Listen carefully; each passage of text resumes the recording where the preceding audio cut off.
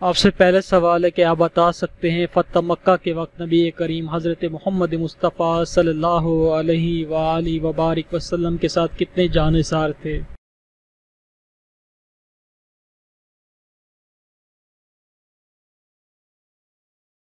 फ़तह मक्का के वक्त नबी करीम हज़रत मोहम्मद मुस्तफ़ा सल्लल्लाहु अलैहि वसल्लम के साथ 10,000 जानिसार थे। आपसे दूसरा सवाल है कि आप बता सकते हैं फ़तह मक्का के बाद सबसे पहला फरमान जो जारी हुआ था वो क्या था।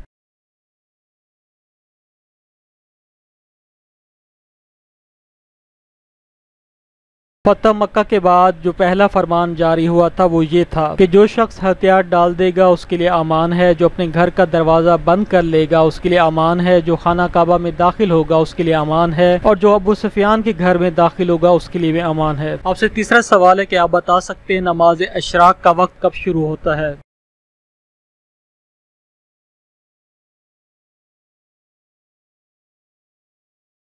इसका जवाब है नमाज इशराक का वक्त तुलुए आफ्ताब से 20 मिनट बाद शुरू होता है। आपसे अगला सवाल है कि आप बता सकते हैं नमाज इशराक की कम से कम कितनी रकात हैं और ज़्यादा से ज़्यादा कितनी रकात हैं।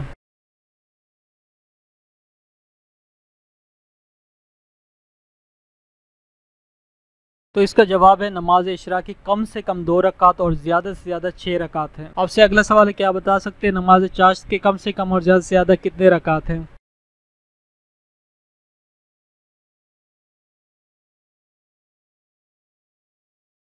तो इसका जवाब है नमाज चाश की कम से कम 4 और ज़्यादा से ज़्यादा 12 रकात है, और बाज़ रिवायत में कम से कम 2 और ज़्यादा से ज़्यादा 8 रकात भी बयान किए गए हैं।